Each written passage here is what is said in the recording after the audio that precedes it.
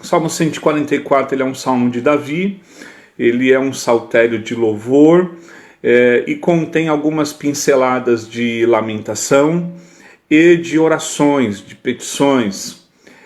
Davi, como guerreiro que sempre foi, a boa parte da vida de Davi ela foi em contexto de batalhas, de guerra. Este salmo ele acaba sendo muito semelhante ao Salmo 149, que são salmos que nós consideramos guerras, né? E possivelmente eles eram usados em treinamentos militares, né? Então nós sabemos que Israel era uma nação que tinha muitas batalhas e nos contextos dos treinamentos havia não somente um treinamento bélico por armas, mas era um treinamento e um contexto muito regado de oração, de louvor. E o Salmo 144, junto com o Salmo 149, eram salmos de treinamentos. Eles cantavam, eles adoravam a Deus, reconhecer batalhas que já haviam sido vencidas, de trazer à memória os sucessos ocorridos nas guerras, mas também um contexto de esperança, um contexto de fidelidade e um contexto de convicção de que Deus daria a eles vitórias futuras. Então, em meio a todo esse contexto, esse cenário que a gente vive hoje, que é um cenário hoje de esfera global, onde a gente vive um contexto de batalhas, de conflitos, de desafios, e desafios inúmeros, diversos. Poderíamos enumerar dezenas deles, desde finança, família, emprego, economia, climática, ou seja, um contexto de desafios que cercam a nossa vida. Nós conseguimos entender e nós conseguimos perceber aqui o que nós podemos aprender. Então é um desafio aqui que a gente consegue encontrar no Salmo da intercessão de Davi. A gente consegue contemplar as intercessões que ele faz. Nós conseguimos extrair desse Salmo 144 os sentimentos mais profundos de Davi. Ele transparece, ele expõe os seus sentimentos mais profundos. E não somente isso, ele também expõe aqui a configuração da sua relação de intimidade com Deus. Então ele é um salmo que traz inúmeras lições para nós, desde o seu contexto de intercessão, de oração, de busca de Davi, desde o seu contexto de sentimento mais profundo, em que ele transparece, em que ele derrama na presença de Deus, mas também a sua relação de intimidade e de conhecimento de Deus. Então nessa manhã usaremos aqui este texto, esse salmo, para que a gente possa então extrair lições apreendidas da vida de Davi, em que nós possamos então introduzi-las na nossa vida hoje. Talvez hoje, eu acredito que todos nós estamos de alguma forma nas mais diferentes intensidades e causas, estamos em conflito, estamos inseridos em cenários de desafios, e este salmo então ele serve de lições para você, para nós, para que nós possamos usá-lo como base na nossa vida de fé hoje. Então vamos para algumas lições no Salmo de número 44, e a primeira é a sua expressão de louvor e de exaltação de Deus, e isso nós encontramos no verso de número 1 e número 2, que eu vou ler para os irmãos. Bendito seja o Senhor, rocha minha, que me adestra as mãos para a batalha e os dedos para a guerra. Minha misericórdia e fortaleza minha, meu alto refúgio e meu libertador, meu escudo e aquele em quem confio, em quem o meu povo se submete. Essa é a primeira lição que a gente encontra no Salmo 144, que é a expressão de louvor de Davi e a exaltação que ele faz de Deus. E é justamente porque é a lição que Davi declara quem Deus é em sua vida e o que a sua presença significava para ele. É interessante você notar que, embora Davi fosse um guerreiro, e um guerreiro experiente, e ele traz à sua vida, desde o período da sua adolescência, inúmeras vitórias, desde o urso, desde o gigante, desde as batalhas travadas em combates com outras nações. Ele acreditava que a força, a capacitação, que o ensino, que o poder eram vindos de Deus. Ele reconhecia isso. Davi, ele era um exímio lutador. Davi, ele era um homem de batalha, ele tinha no seu currículo um currículo de inúmeras experiências, mas aqui há uma expressão de louvor a Deus, quando ele diz, bendito seja Deus.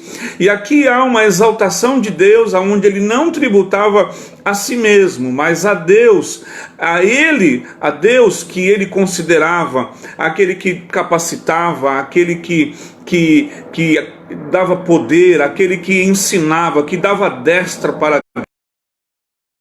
Porque Davi reconhecia, olha, é ele que adestra as minhas mãos e os meus dedos para a guerra. Então aqui é uma expressão de reconhecimento.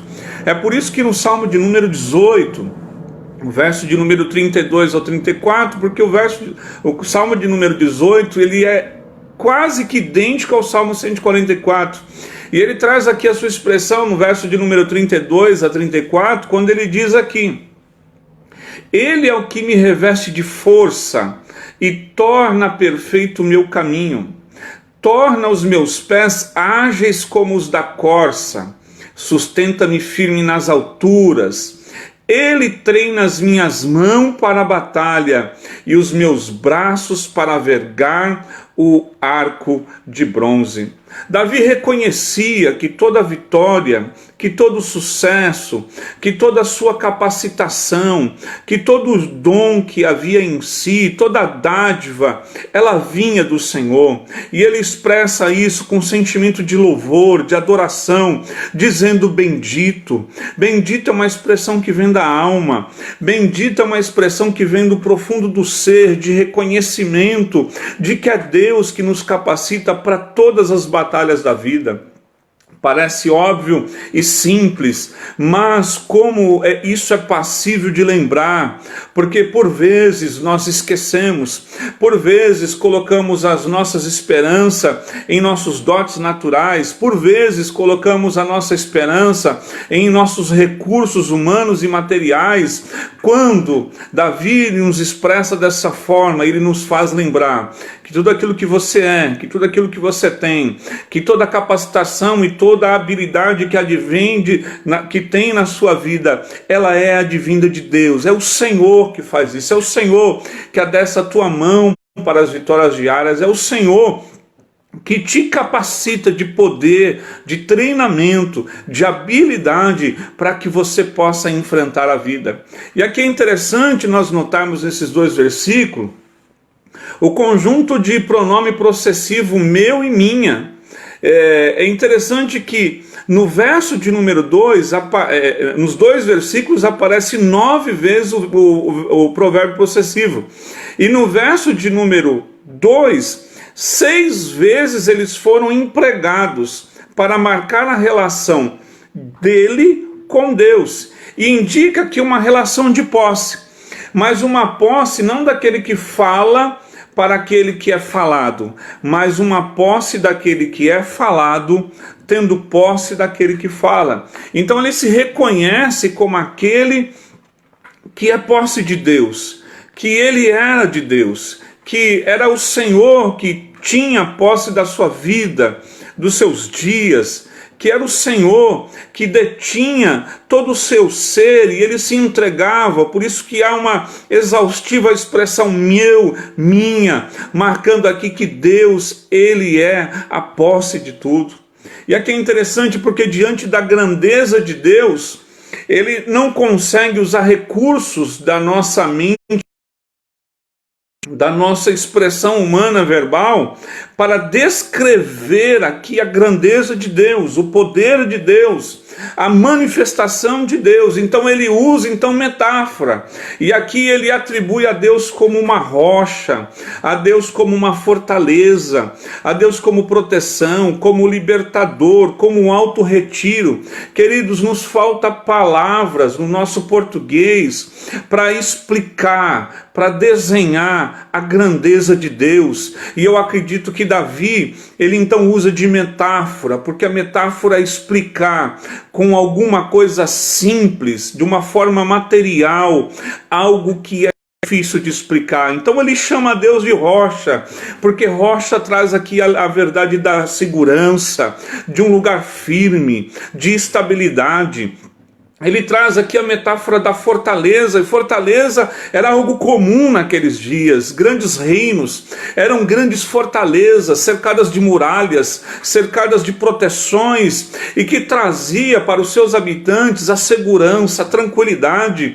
E é nessa fortaleza então que ele se encontra, é nessa fortaleza de Deus em que ele encontra segurança, encontra quietude, encontra o contentamento, a paz que ele tanto precisa. Então a primeira lição aqui que nós aprendemos com Davi é a sua expressão de louvor, de adoração a Deus, de exaltação a Deus, onde ele reconhece que tudo aquilo que ele faz é divino do treinamento e dádiva do Senhor, que ele se considerava posse de Deus, e não somente isso, de palavra, ele usa a palavra para explicar a grandeza do nosso Deus. Mas não somente isso, há uma segunda lição que a gente encontra no Salmo de número 144, está aqui no verso de número 3 e 4, eu vou ler para vocês, que diz assim: que é o homem que dele tomes conhecimento, e o filho do homem para que o estime. A segunda lição aqui é que ante a glória de Deus, a majestade de Deus, há um reconhecimento de Davi da fragilidade humana.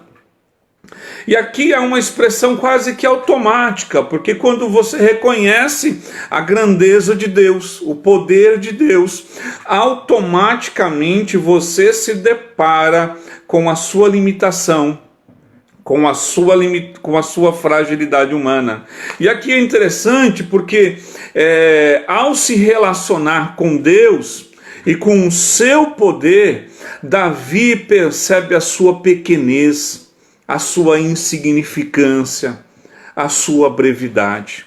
As grandes vitórias e os grandes êxitos da batalha não conseguiram roubar de Davi a capacidade de reconhecer-se como limitado, como insignificante, como alguém que tem a brevidade, porque ele sabia que a grandeza e o poder era de Deus.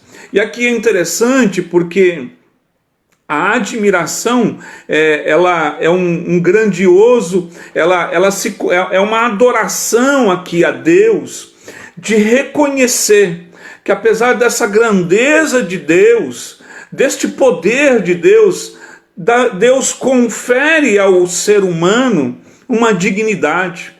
É um amor inexplicável de Deus a um ser passageiro. Há um amor assim inexplicado de Deus a seres como nós, pequenos, limitados, passageiros, que confere a nós dignidade. E aqui a única coisa que podemos fazer é crer, porque não dá para explicar. Davi, ele se depara, ele está aqui extasiado de tamanha dignidade que Deus lhe confere, sendo ele pequeno, sendo ele limitado. E aqui é interessante, porque quando nós olhamos toda a criação divina, todo Deus, há inúmeros planetas que, se colocado frente ao globo terrestre, a Terra passa a como um grão de areia. Todavia, ele consegue perceber como que Deus nos ama de tal forma, ao ponto de olhar para você, de olhar para nós, de olhar para a tua causa, para a tua vida, para a tua existência, de conferir a você e a tua casa dignidade. Davi, então, diante desta grandeza de Deus, ele reconhece, ele conhece, ele consegue olhar para si. E, queridos, não tem como um ser humano ter a experiência de contemplar a grandeza de Deus e não reconhecer a sua limitação. Não tem como nós termos uma experiência sobrenatural com Deus e ela nos transmitir de volta o reconhecimento de quem nós somos, da nossa pequenez. É por isso que Paulo diz lá no Novo Testamento, nas suas cartas, olha, o amor de Deus nos constrange. Como pode um ser tão grandioso? Como pode um ser que toda criatura e toda a sua criação o adora? Como pode um Deus que nos ama tanto ao ponto de nos conferir dignidade? E Davi disse assim, quem é o homem? Ele é como um sopro, ele é breve, todavia o Senhor confere a ele dignidade. E isso aqui, meus queridos, nos faz menção e nos traz aqui a uma verdade muito importante, a uma verdade que nos leva a pensarmos, a refletir. Quantas vezes o ser humano, o homem, por ter na sua vida algumas experiências de sucesso, por galgar na sua biografia alguns êxitos, alguns sucessos, algumas vitórias, tem postura de altivez, de arrogância perante Deus, perante o seu próximo, perante os seus irmãos. Quantas vezes o homem esquece e tem essa postura de altivez, de arrogância perante a grandeza de Deus, justamente por desconhecer quem de fato Ele é, justamente por desconhecer e negar a sua verdadeira estrutura. É por isso que no Salmo 103, Davi diz assim, o Senhor é aquele que se compadece, o Senhor é aquele que lembra de que nós somos pó. Queridos, a segunda lição aqui que Davi nos traz aqui à memória é que nós possamos, ante a nossa fragilidade, pequenez, a nossa limitação, glorificar e adorar a Deus por tamanha dignidade que Ele tem te dado, por tamanha dignidade que Ele tem conferido à tua vida, por tamanha dignidade que Ele tem conferido a você. E isso, queridos, é motivo de nós adorarmos a Deus. Voltemos então a reconhecer as nossas limitações. Há um contexto de egocentrismo, de vaidade humana, da ciência que a cada dia faz o homem mais cheio de si, mais arrogante, mais vaidoso, mais convictos nas suas habilidades, mas perante a grandeza de Deus, a nós reconhecemos a nossa pequena fragilidade, mas também adoramos a Deus porque Ele nos confere tamanha dignidade.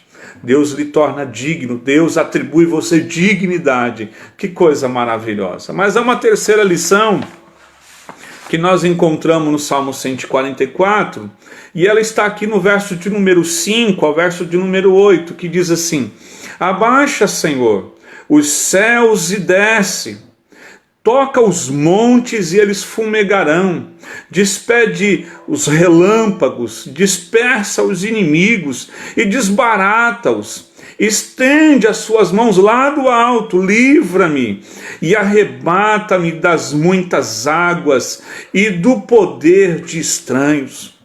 A terceira lição aqui que nós aprendemos com Davi é que há uma confiança e oração a Deus por livramento. Ele, na sua relação com Deus, na sua intimidade com Deus, há uma tamanha confiança na mão de Deus, no poder de Deus. Então ele invoca, ora a Deus por livramento. E é interessante a forma que Davi ora aqui, justamente porque são pedidos de um coração como fonte de todo livramento. Davi era guerreiro, Davi tinha um exército poderoso, Davi tinha riqueza, Davi tinha laços de alianças estendido para todos os lados. Davi era um homem riquíssimo, tinha um poder bélico tal, mas ele expressa aqui na sua oração a confiança e transmite a nós de que ele reconhecia Deus como fonte de livramento na sua vida.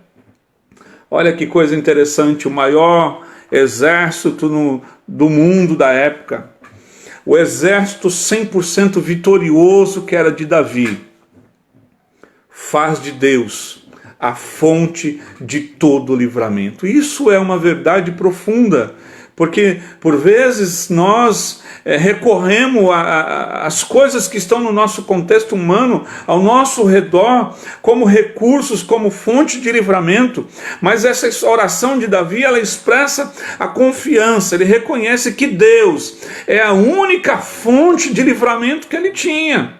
E na oração aqui ele expõe justamente esse contraste, a diferença entre aquele que é excelso, aquele que é poderoso, aquele que é inimaginável, comparado com o finito, com o pequeno que era ele.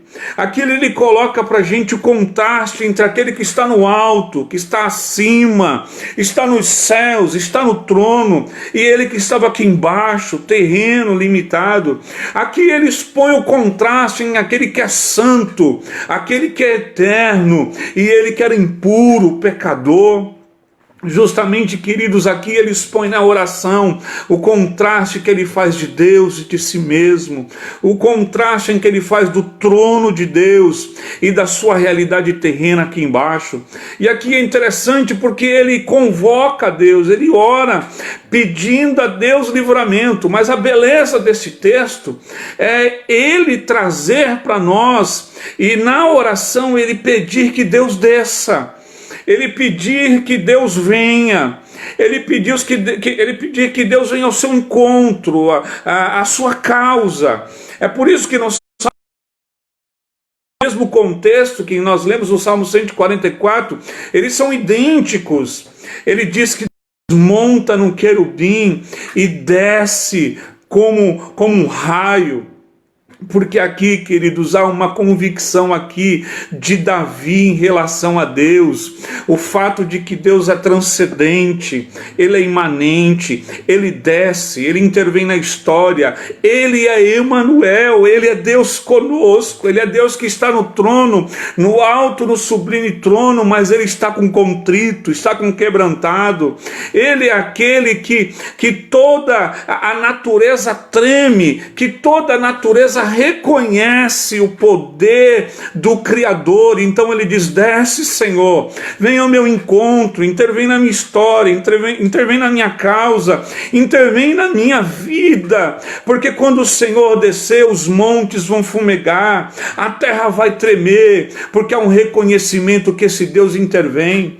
Queridos, o materialismo humano,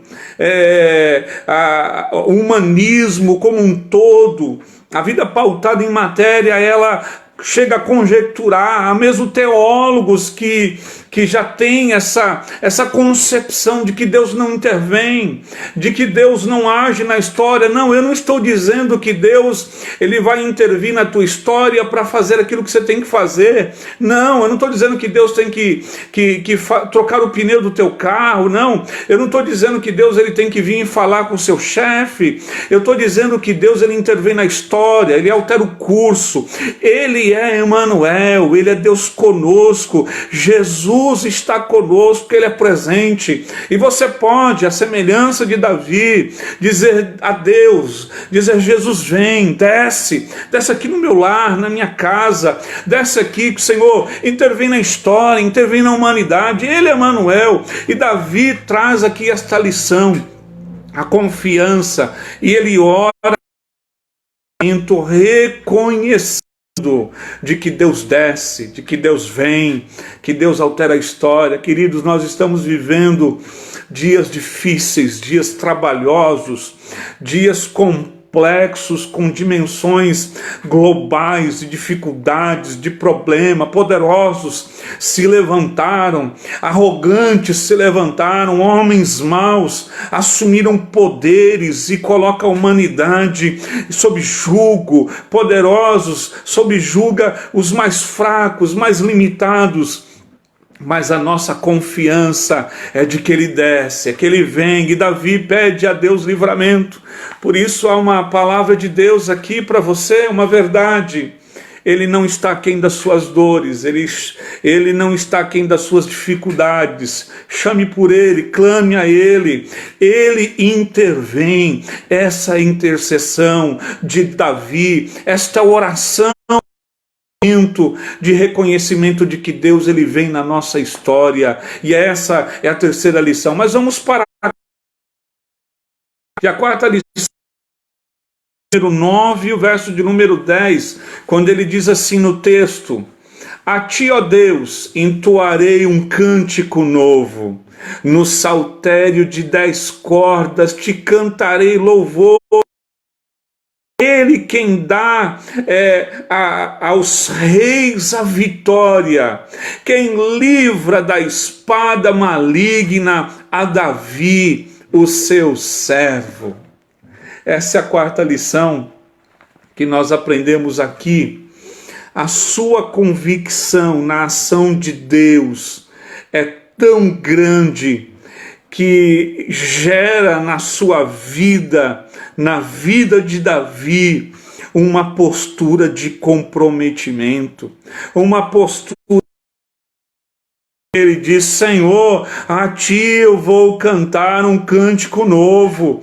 Eu tenho tanta convicção que eu vou entoar um cântico novo num saltério de 10 cordas, Senhor. Eu tenho essa convicção, e essa convicção gera o compromisso renovado de Davi perante Deus.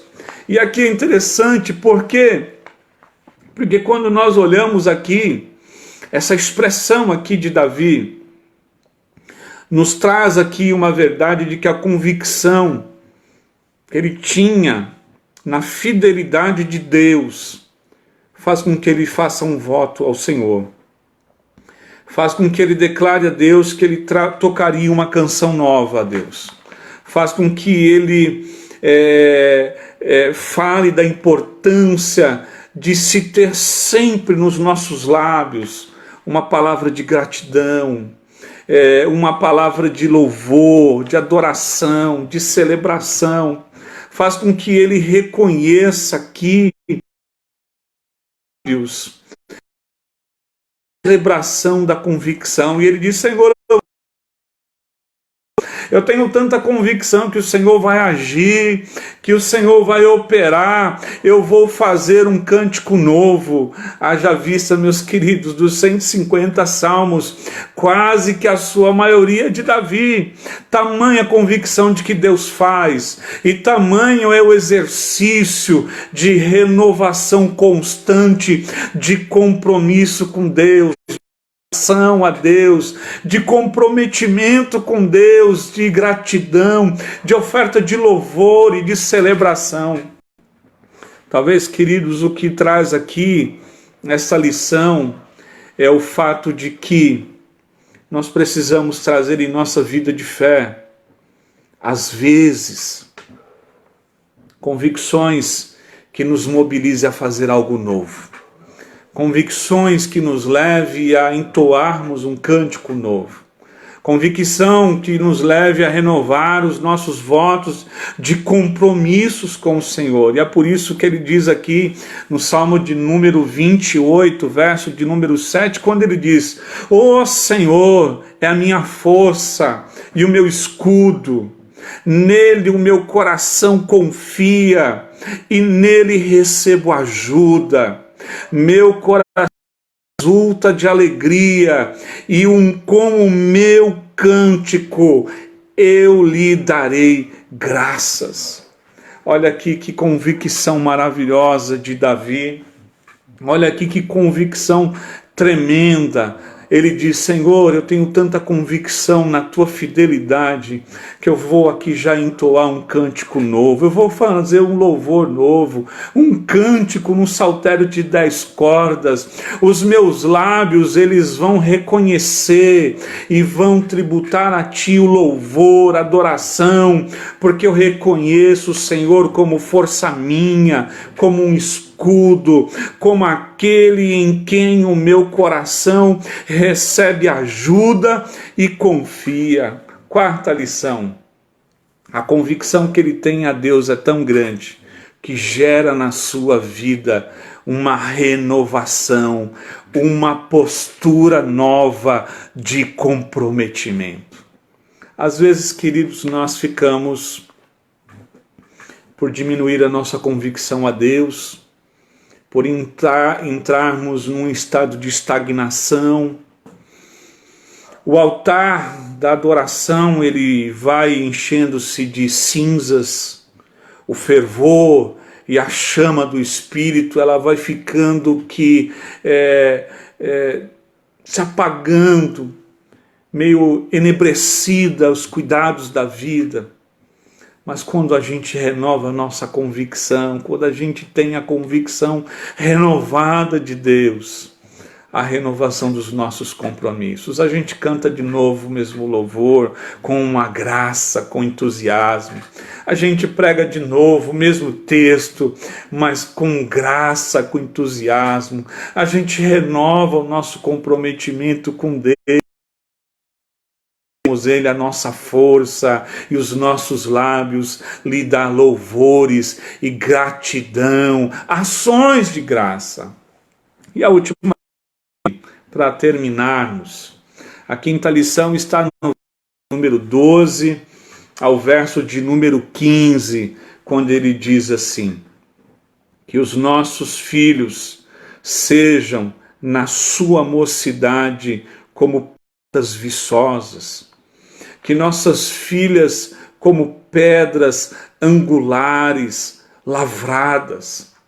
Aqui há uma quinta lição, onde Davi, na sua comunhão com Deus, na sua vida de comunhão com Deus, ele tem uma expectativa de futuro. Ele tem uma esperança do amanhã. Ele tem uma convicção de vitória. Ele tem um olhar profético para a sua história, ele vislumbra a mão de Deus, ele vislumbra aqui profeticamente um cenário no contexto de vitória. Aqui há uma perspectiva de futuro, mas o seu olhar de futuro é um olhar de esperança. Aqui há, na sua vida de comunhão com Deus, de sucesso, de vitória, de esperança, e ele reconhece aqui que é de Deus que procede as bênçãos para a nação, para a família, é de Deus que procede a bênção para a sociedade. E ele aqui traz um exemplo dele orar e abençoar os seus filhos, orar pelos filhos e pelas filhas. E aqui há, queridos, uma lição grandiosa aqui, porque ele reconhece que é de Deus que vem a nossa vitória, é de Deus que vem a tua bênção, é de Deus que vem a bênção para para os seus filhos. Ele ora pelos filhos, ele ora pelas filhas, ele traz aqui um clamor, reconhecendo que de Deus viria a bênção. E aqui é interessante, no verso de número 13, quando ele diz aqui, que transbordem os nossos celeiros, atulhados de toda sorte de provisão, que os nossos rebanhos produzam no campo, que as nossas vacas andem pejadas, que não lhe haja rotura, nem mau sucesso, não haja gritos de lamentos nas nossas praças. Bem-aventurado povo, que assim sucede. Sim, bem-aventurado é o povo cujo Deus é o Senhor. Queridos, ele ora com uma convicção, a sua vida de relacionamento com Deus faz ele vislumbrar a bênção de Deus, o milagre de Deus na família, nos filhos, na nação, na colheita, nos plantios, nos animais. E justamente ele ora de forma profética aqui, vislumbrando a certeza de vitória do amanhã, vislumbrando a certeza de sucesso em Deus, vislumbrando a vitória da nação cujo Deus é o Senhor, que haveria paz, que haveria prosperidade, que haveria saúde, que nas praças não haveria lamento, mas júbilo, louvor, que a sua vida de comunhão com Deus lhe mobilize nesta hora a você orar profeticamente, abençoar esta nação, a você orar profeticamente, abençoar a sua família, abençoar os seus filhos, o seu esposo, a sua esposa, abençoar o trabalho das suas mãos, abençoar o teu celeiro, abençoar a tua família, a tua parentela, que a tua vida de convicção e esperança te mobilize a você abençoar esta nação que tanto precisa. Que a tua vida de convicção te mobilize nesta manhã, a você ter olhos de esperança e ver sobre o seu viver, sobre a sua casa, sobre a sua nação, sobre a família, sobre a sua parentela, a bênção, o milagre, a prosperidade de Deus. Que em meio a um cenário de desesperança, que em meio a um cenário de ansiedade, de desesperança de tantas pessoas, que ao abrir a janela já não consegue contemplar o sol, as cores, você possa ter nesta manhã os olhos da esperança abertos, da convicção da fidelidade de Deus e contemplar sobre você, sobre a sua família, a bênção e o milagre. Que a sua oração intercessória nesta manhã seja dirigida aos seus filhos, seja dirigida às suas filhas, para que Deus os abençoe. Que a sua convicção de esperança lhe mobilize a você orar pelo teu casamento, pela tua casa, a você orar pela igreja de Jesus hoje, a você orar pelos missionários, pela igreja perseguida, que a tua convicção e renovação de esperança possa orar, e a gente possa nesse dia dizer: bem-aventurado, feliz é a nação cujo Deus é o Senhor. Deus te abençoe, com uma certeza, com uma perspectiva de esperança sobre o viver, sobre a sua casa, e que sobre a sua vida haja louvores e cântico, e nas suas praças não haja lamento. Deus abençoe. Deus abençoe, meus irmãos. Ótimo domingo a vocês. Que esta palavra possa ser uma palavra de esperança a você. Que esta palavra seja uma palavra que renove em você louvor de exaltação, adoração a Deus do fundo da sua alma. Que esta palavra possa nos fazer reconhecer a grandeza, e frente a esta grandeza deste Deus, reconhecemos a nossa pequenez, mas não no alto de comiseração, de inferioridade, mas reconhecemos como Deus nos confere dignidade em Cristo, porque foi em Cristo que nós temos reconhecido a dignidade de sermos filhos amados. Que este salmo, esta palavra possa lhe mobilizar a confiança de que Deus desce e que Deus age em livramento por você. Que esta palavra traga aqui compromissos novos, que traz a convicção de fidelidade, de compromissos novos de Deus, e que a sua vida de comunhão com Deus, de relacionamento com Deus, de faça ver pela janela da eternidade, para o seu viver uma perspectiva de bênção, de milagre, de futuro que o Senhor conferiu, e sobre eles nós clamamos e proferimos e profetizamos que haja bênção sobre você, que sobre a sua vida, que sobre o seu lar haja bênção e haja prosperidade.